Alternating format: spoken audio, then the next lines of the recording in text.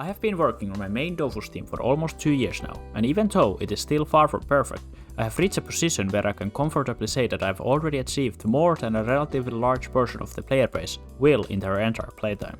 There is still a lot for me to do in this game, but I am no longer getting the massive dopamine boost that I used to get when progress was still fast and easy. And since starting a new Dofus team from scratch is one of my favorite things to do in this game, I have once again decided to set aside my current characters and start focusing on a brand new set of accounts.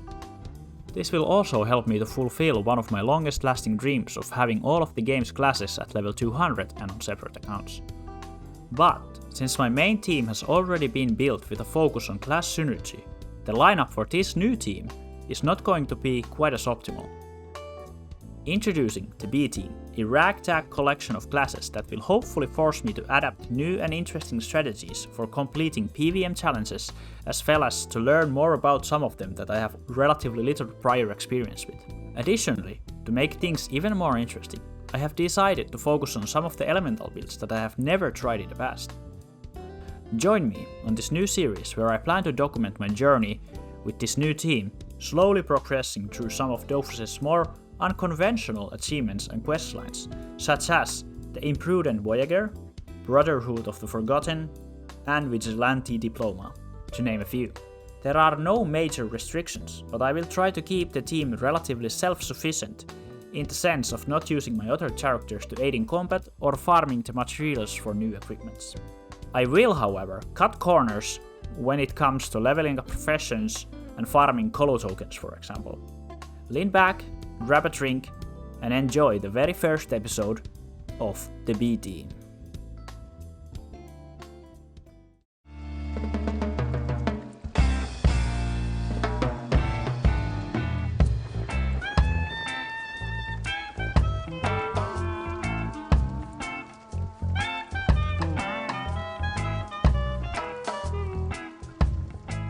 Our story begins like all great tales do, with a team of level 40 maniacs in gobble and sponge sets. I decided to skip all of the typical free-to-play stuff that you would normally want to do, like the Zero Dofus questline for example. Instead, I decided to just do all of the free-to-play dungeons, and our footage here starts from the moment I first decided to subscribe my accounts. I had 3 simple goals for this first episode: complete the show-off achievement, reach level 60, and briefly showcase the sets I had preemptively prepared with my main. We shall start with the show-off achievement. The reasons why I wanted to do this particular achievements were quite simple. I had never previously completed it, and therefore never gotten access to the stagecoach transportation system. I also figured that it would be a prerequisite for acquiring the Doddridge. Completing the achievement turned out to be quite easy, and it mainly consisted of your typical low-level quest activities. Although it was quite nice to see this unique-ish bear model they used in this quest fight. The stagecoach system turned out to be disappointing, however, since it seemed to only offer you one-way tickets and did not even allow me to travel to the station near Bragmar. But it was neat to unlock this new title, and the XP rewards were not too bad either. It would be nice to see Ankama implement more of these transportation systems and shortcuts that you get access to as a reward from questing, instead of all of them being tied to controlling a certain territory. My next objective was to reach level 60 as fast as possible. I figured that the fastest way to do this would be to follow the 2 main story dungeon questlines and complete some monster family achievements. This, however, meant that I would need to do all the same dungeons that you would typically see in everyone's PvM series. Therefore, I decided that it would be best to try to keep this short and only summarize the main events. I do not remember the exact order of which I completed these dungeons, but it all probably started from me going to meet the Keymaster, who, by the way, turned out to be a pathological liar. He at some point stated, and I quote, "I have a boiling turnip soup to attend to." I conducted a thorough investigation on his house and was unable to find a single kettle, cauldron, or any kitchen-related equipment in general.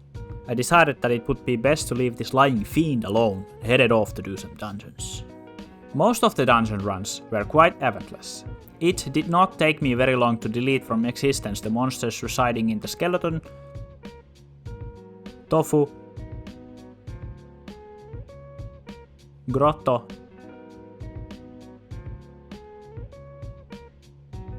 and Scaralif dungeons. Before completing the haunted house, however, I decided to take the rogue shortcut to pick up the Ascension, Ghost on Ghost Action and Cannibal's quest, since they require you to complete the Quackwas Nest, Haunted House and Cannibal Village dungeons respectively. Speaking of the Quackwas Nest dungeon, there I bet extra attention to do a challenge in each of the first 4 rooms, since that provided me with 4 different monster family achievements.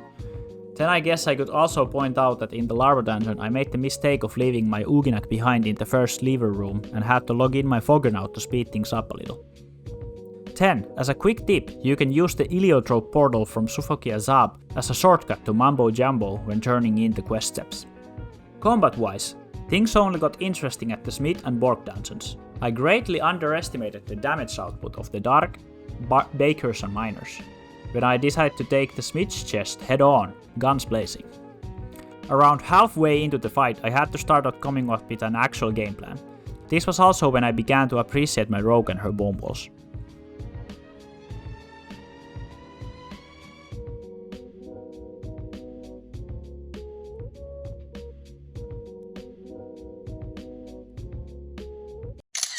Nice strategy, based gameplay, just one quick criticism.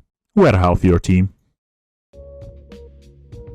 Warcat turned out to be the only boss that required me to restart the fight, when I once again tried to rush her without planning ahead. This of course just resulted in her full healing herself.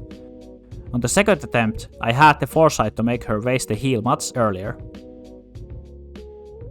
The rest of the fight still ended up being quite tense, and I really had to clutch out the victory with just my rogue and Sadid at the end.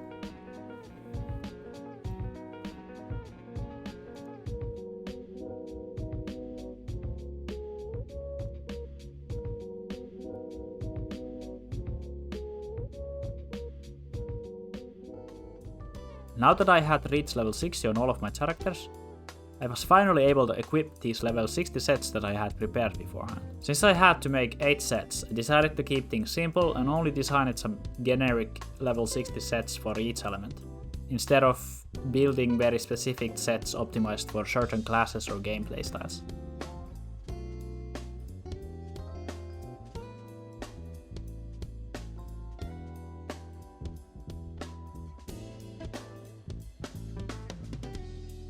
The decision to use Rye Needles instead of Dragon Turkeys was also a deliberate one, since I haven't really been using them in the past. As a final little treat, you guys will get to see the first ever Colosseum fight with my new characters. My mounts were not even at level 100, but I wanted to take the sets out for a spin. My opponent ended up being higher level than me and the fight was quite one-sided. But the guy was quite friendly and even said hi to you guys.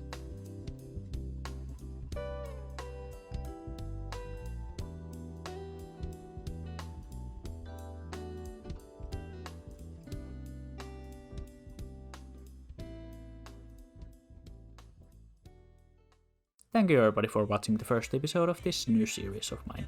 In the second episode, we will be talking a little bit more about my next goals for the accounts, as well as completing the Wabbit Island quests.